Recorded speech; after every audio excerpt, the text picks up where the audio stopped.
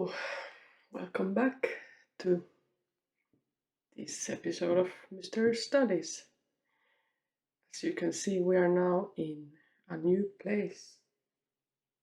If you're watching the video podcast, then you can see that.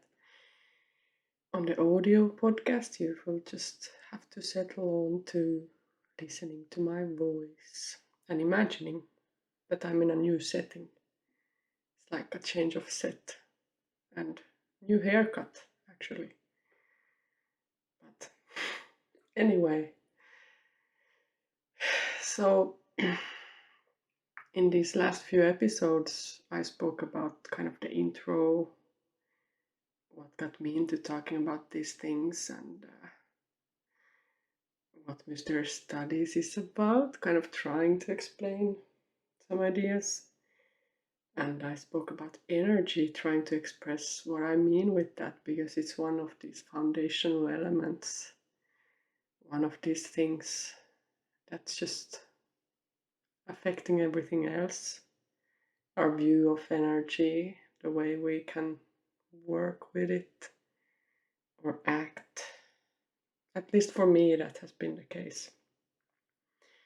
And then I've been writing up an episode connected to that energy episode that goes maybe more into the specifics or gives some very practical examples of where energy plays a big role or is a part of that situation. And that, for me at least, has been boundaries in relationships, and mostly maybe very close relationships, but actually all kinds of relationships.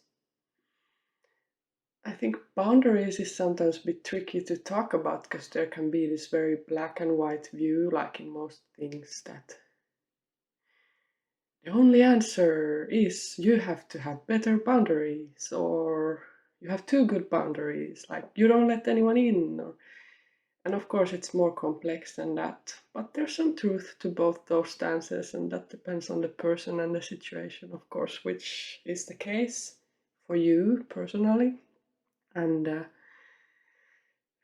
for me, it has been mostly the first of those, like total lack of boundaries, resulting in a feeling of kind of being drowning in other people's emotions, or what I feel at least. That's how it's felt. Not really knowing who I am because I've been so affected by someone else's opinions and energy.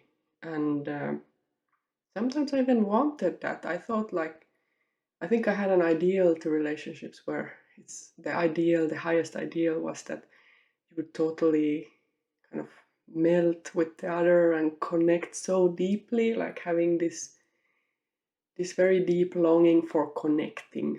And then it's happened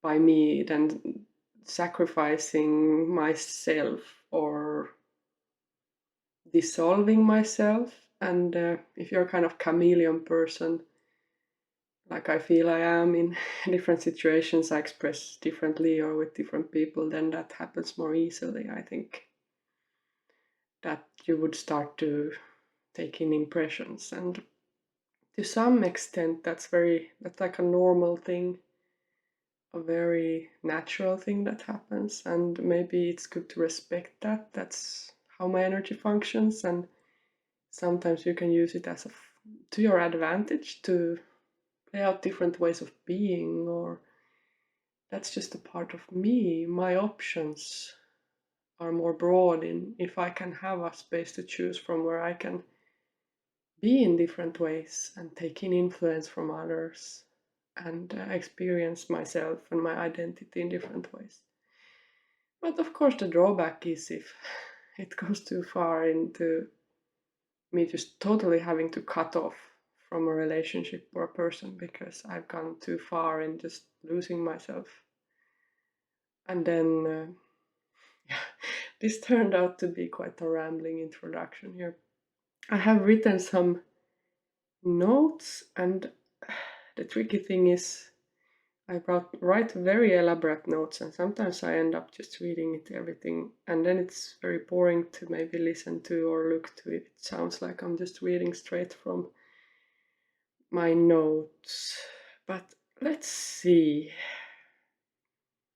I'm gonna check them so I can keep, hopefully, some kind of a red thread and say what I came here to say, and then move into a more freestyling way of expressing to give space for these spontaneous, interesting things to come up. So, okay, yeah, I spoke about that. Like my idealized view of close relationships where we would melt together, and that often just ended up in just as intense a need to detach. Because you need to, it's good to still keep something of your own, or you don't have anything to share, I guess is what I arrived at. So, in many of my relationships in these 3 decades of my life, then I noticed that they followed a similar pattern and ended on a kind of in a similar place, with me exhausted and fed up or just needing to get away. Fed up from being so exhausted, from taking in the other's energy and feeling like there's no space for me because I also couldn't take that space, wasn't able to. And at that time, I would often just kind of prescribe this as the fault of my partner, like they're taking too much, or the dynamic is wrong. Like, and maybe it was also sometimes wrong, that we were maybe wrong together, or even if it didn't start out that way, then that's where it ended. But then I had to accept that since this happened a lot in many different relationships, then like I'm the connecting factor kind of, and then maybe there was something in me or my approach that also affected this kind of thing happening. So how I was behaving and what I had as a view of how the relationship should be, and it was very like discreet and automatic. While in the relationship, it kind of happened on its own that I would somehow be very focused on, for example, what the other person wanted, or very preoccupied with like wanting them to feel good or get to do something that was meaningful to them. And then I didn't maybe yet, at least in my younger years, like in my 20s, completely know like what I wanted.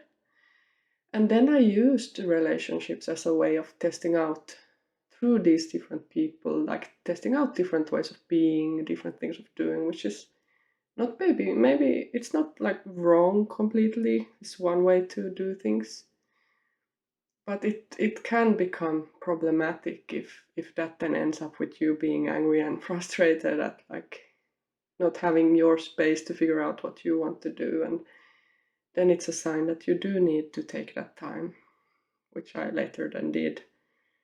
And so in these situations, after these relationships then ended in me becoming so exhausted and fed up and wanting just my own space, I often then felt like this relief after the relationship ended. Of course, there's pain, there can be sadness, but I also felt a huge relief because I could be in my own energy, I could be alone again. And then I could finally connect to me, like who I felt I was. And I couldn't really do that when I was close to someone else, because the me that I was with someone else was just the version of me I was with that person, while the version who I am when I'm alone with just myself is just me. Or is it? I don't know. Or is that the version who I am with me? Anyway, this got me still thinking about like who had I been or where had I been when I was in that relationship? if I kind of felt like now when I was alone, I was myself, how could I ever get to a place where I could be myself in a relationship? Was it just because I was with the wrong person? That was someone I couldn't be myself with? Or was it that that was my approach? That it was hard for me to be myself with others? And maybe it's a bit of both, as it usually is. So, yeah, okay. I have an interesting metaphor here. So, I realized that for me, when I was in a relationship, or a close, intimate relationship, particularly, it almost felt like I was underwater when I was in that state. Like I was totally enveloped by that other person's energy and easily lost a sense of self. And like I was slowly but surely drowning. And then the only way I could breathe again was by breaking off the relationship. Because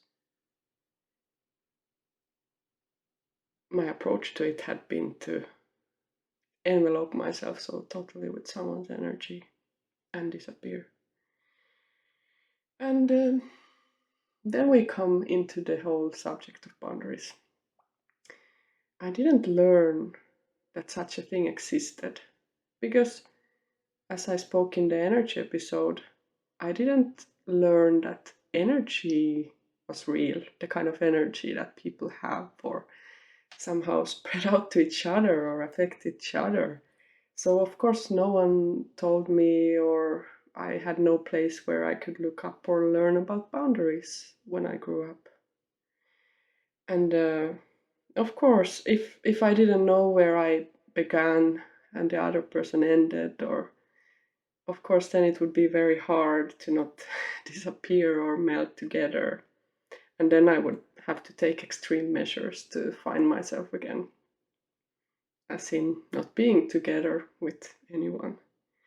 And then because I didn't have the tool of any kind of boundaries, that was the only tool I had, was to be alone and not be close to anyone.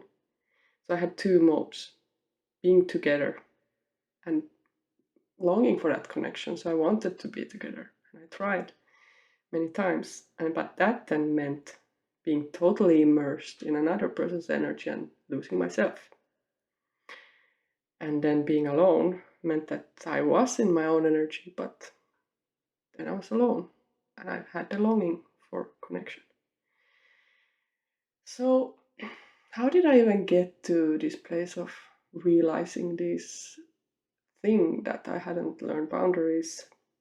I think sometimes we might get there ourselves, and sometimes we get help from others, or we happen to meet someone who highlights something for us. And then in a new relationship, after I had taken a few years to be alone, then I also happened to meet a person who helped me to show an example of setting boundaries and asserting that no, this is how I feel, this is me, and that's you. And I could finally have a space to start to see what was going on, because that person was setting boundaries to me. So there was like these moments when I was pushed out of that underwater place, or of just that I couldn't do that approach of being immersed or focused when that person wanted their own space. And that was very helpful to help me notice that pattern of behavior, because then after those years when I was alone, I had understood that okay, I tend to disappear when I'm in a relationship. So I was a bit more prepared when I came into that relationship, and I thought like, okay, this time it's gonna work, and I won't do that. I won't behave that way. But then when you're in a new relationship, you get so swept up, or I do. I'm that kind of person. You get so swept into it and forget all rational thought and just want to be close to that person. And then this person was so rude, or actually so kind, to create enough of a boundary that I couldn't go as deep into being swept up. And had to be in my own space, and that was very foreign to me. So when someone creates a boundary towards you that you're unprepared for, it often hurts like hell. And most often though, it's like a blessing in disguise. But it will piss you off if you're not used to it. If you haven't experienced clear boundaries or seen an example of it in your life, like like the way I grew up, at least my memories that I didn't see clear examples of boundary setting, and then it's gonna feel like a shock when you experience that.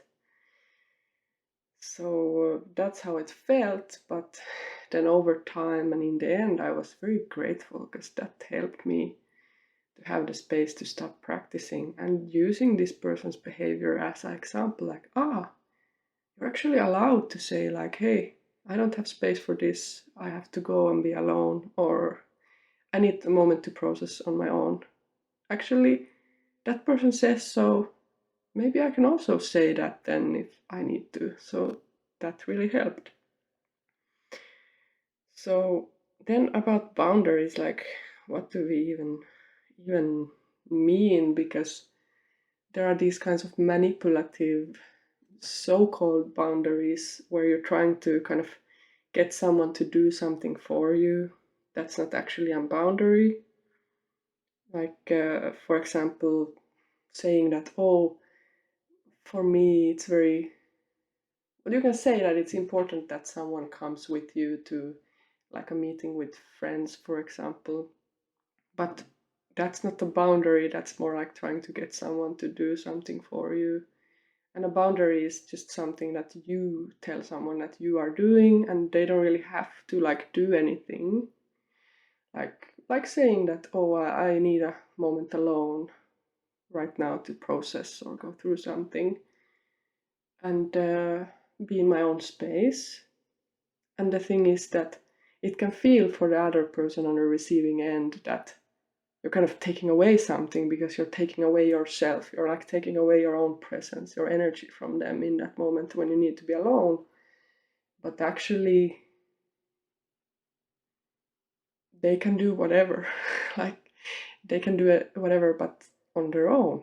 And in the view of relationships as something that you have to do for another, or you have to be always available, then that is a very provocative kind of view to have, that oh, you have a right to ask for a moment alone. Because if you have the view on a relationship where that means that we're so close and we're so connected that we have to always kind of be available for each other, that means there isn't space to have boundaries or create that or ask for that moment alone. And that was where I was coming from. And then, of course, it feels very rude and shocking. And when someone tells me they need to be alone, that's going to feel like very, uh, very rough and aggressive, while it's just them trying to get back to their center and take care of themselves. And it's a way to show caring. And I don't think it's spoken enough about how this type of self-care in extension is caring for another and caring for the relationship. Because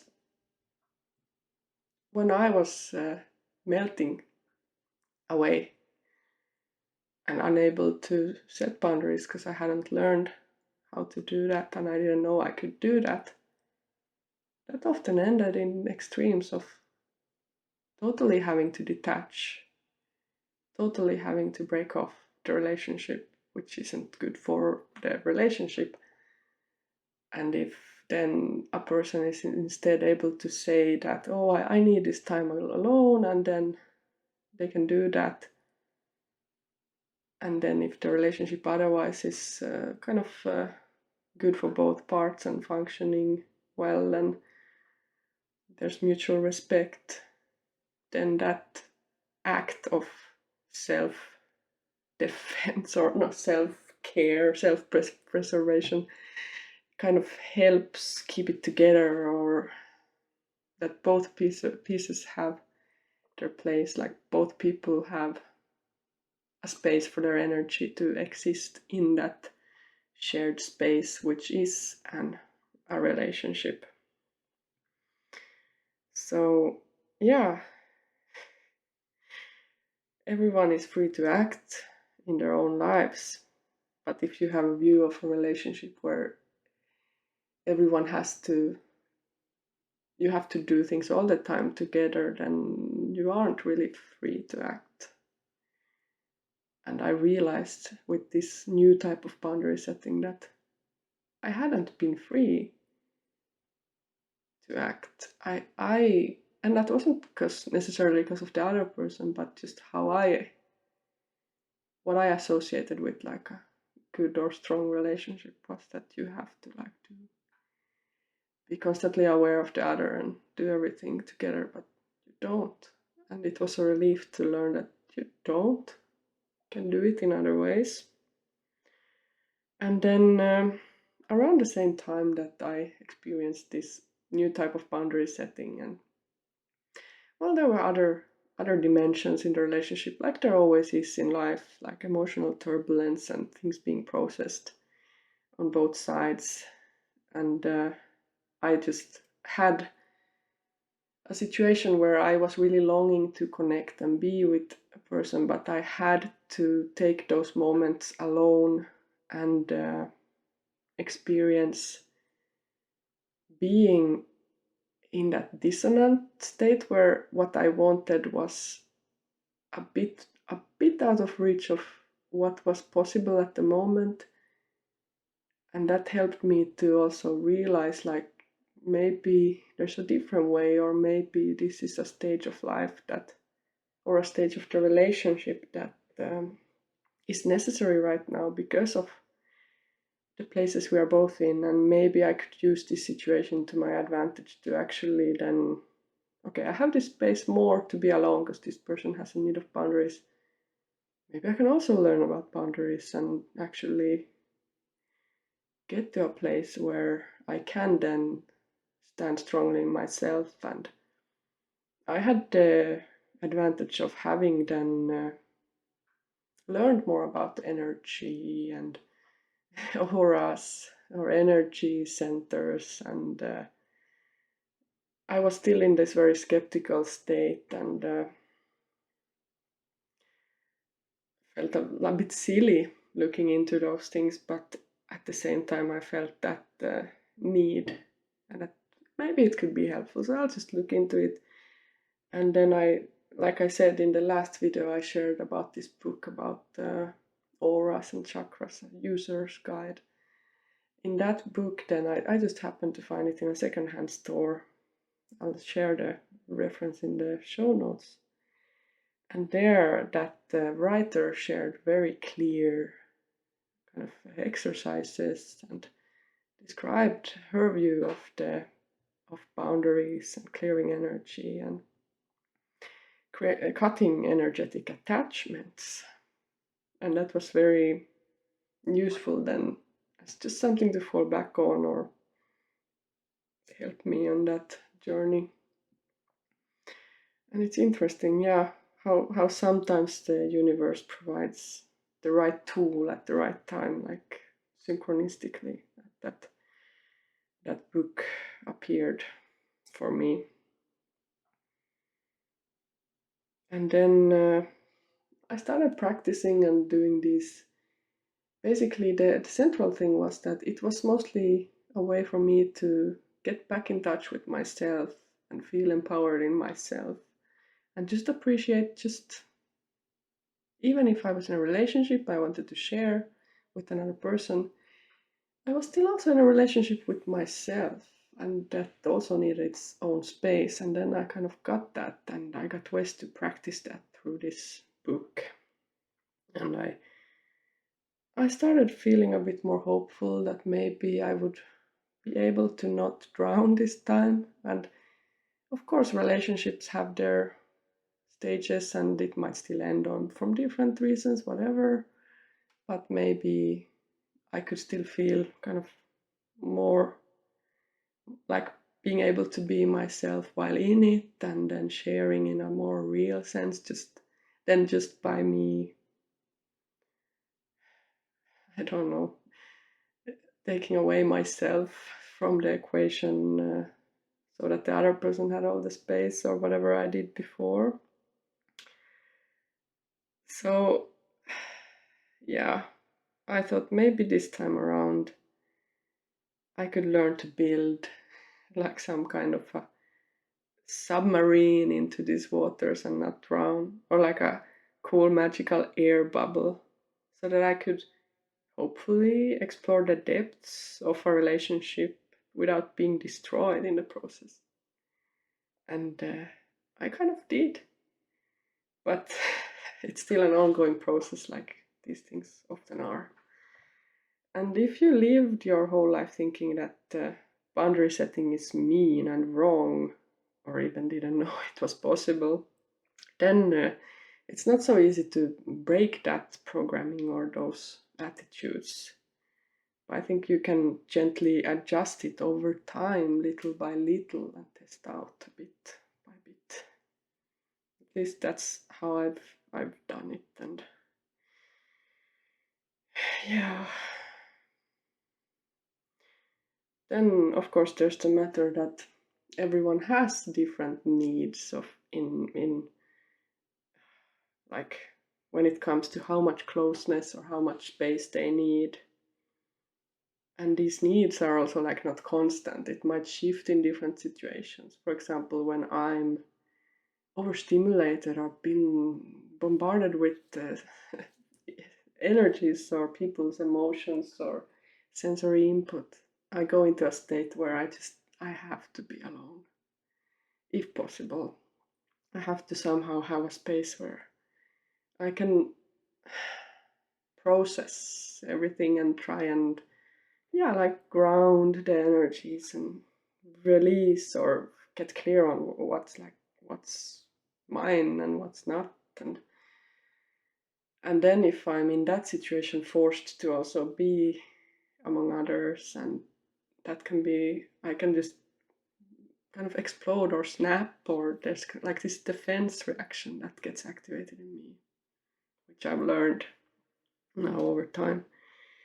And then when I notice it, then I can do something about it, or then I'm able to, like when you're conscious about something, then it's easier to be like, oh, okay, now I notice like my tension is rising or my anger is rising. Like, okay, I can just say one sentence. Usually it's like, I have to go away a bit, or I have to be alone for a moment, and then I go, even breathing for like a few minutes in a different space.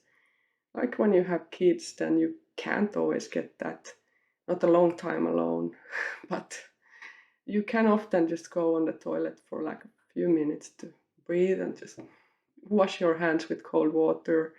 Helps me because uh, my hands get really hot when I'm overstimulated, and this has become a very good signal that they become hot, because it's like, I'm filled with all these energies I can't handle anymore.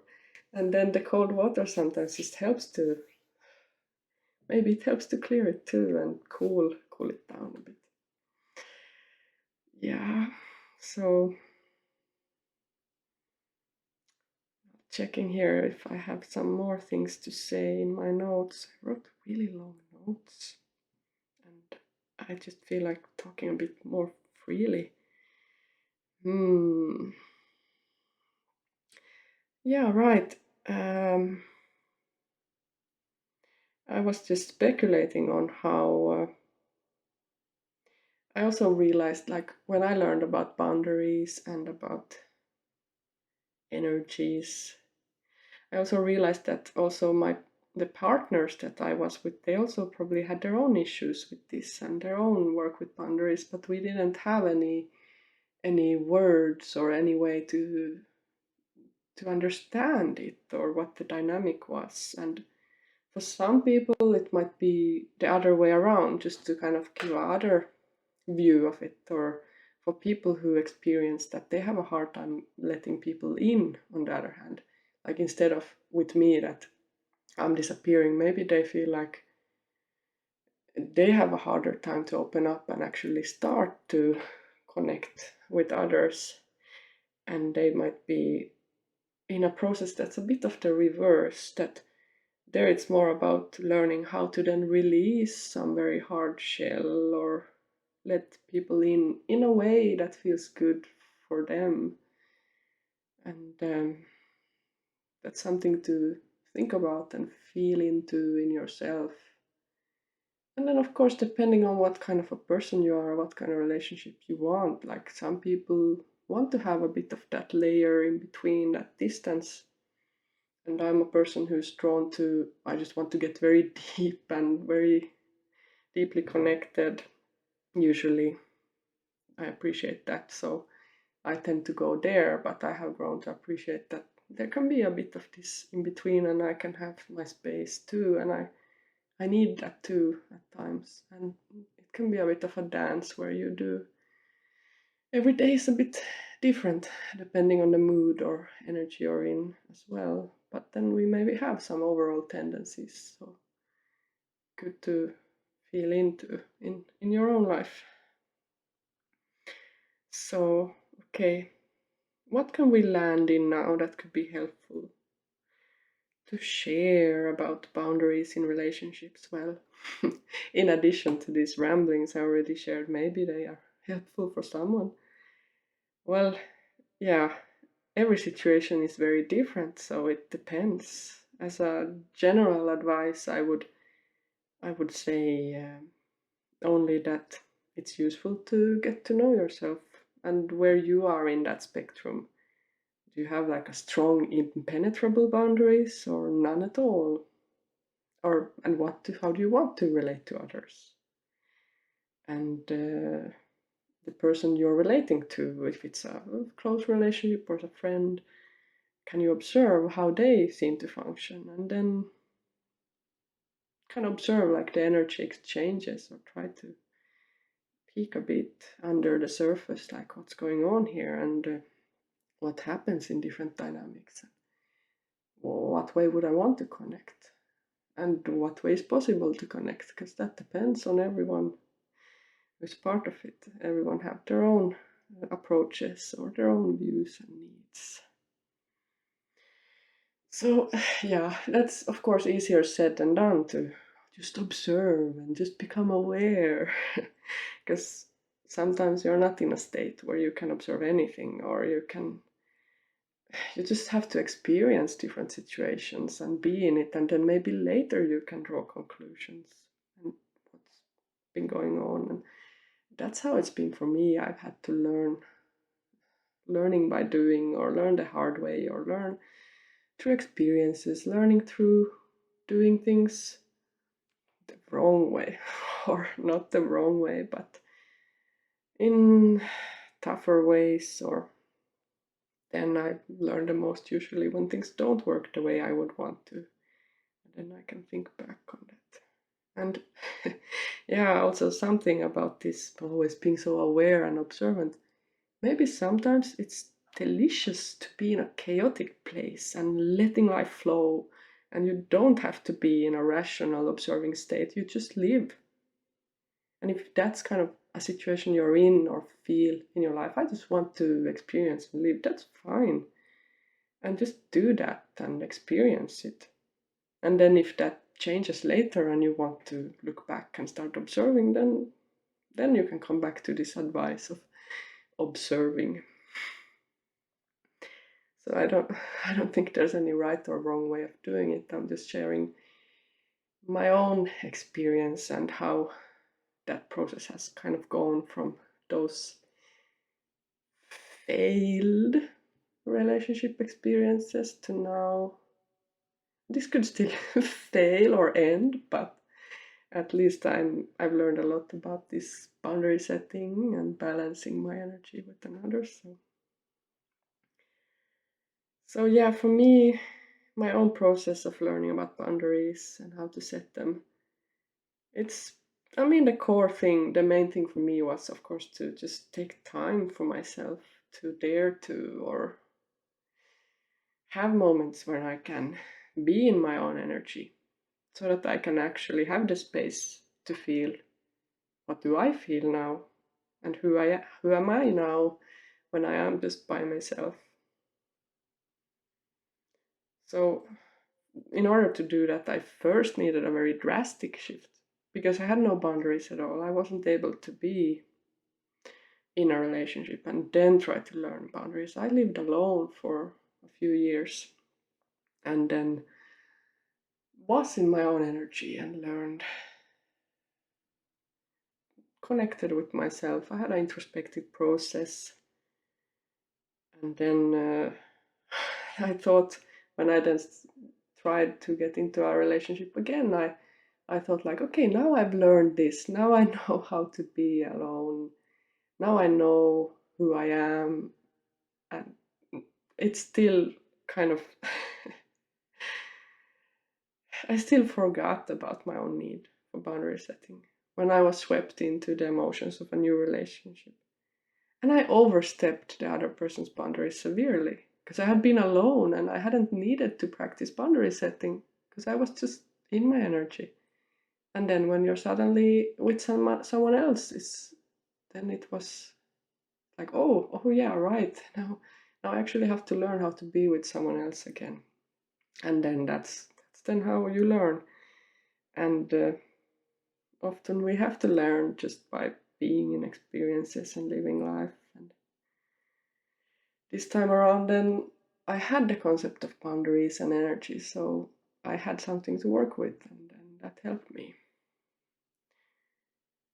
And I realized then also that subconsciously I had had the idea in relationships to be a kind of savior for others by bringing them love, by comforting them and nurturing them. And that was my view of my role in the relationship. I had so much love to give and I wanted to give it all, but I had no concept of giving love to myself or nurturing myself because it was completely overwritten by the need to share it to another. And then this approach that you just want to give love and solve someone else's problems, help them, that can also ignore the reality that sometimes the best way to love someone is by letting them be, by leaving them alone. And loving someone or caring for someone even is an act that is very contextual and not just a pushing. It's not just pushing, get here, take this. So that was also interesting to learn. There's more to say about that, but yeah, as I'm writing this thing, or now talking about this thing to you, I I kind of felt unsure if I should even share my learnings about boundaries because I haven't really seen the end yet and there's a lot to learn. But I feel like it would be a pity to wait until I'm on my deathbed to share even some of these findings. So that's why I'm doing it now, even when I'm in this process of learning myself. We have to speak from the position we are in, with the disclaimer that obviously this is just my own findings coming from my own life experiences, and you have your own. You can have different views and different experiences. So feel into it, what's useful to you and what's not. Yeah, well, that was. I felt that I was rambling quite a bit here, but maybe that's good. I want to have a free flow of these stories, these episodes, not just reading. I'm reading a bit of the notes to keep kind of the central themes I wanted to talk about. But those were some of the views, some of the experiences that I have had and the learnings I've had about boundaries in relationships, which again may or may not be good advice for you, so feel into that for yourself.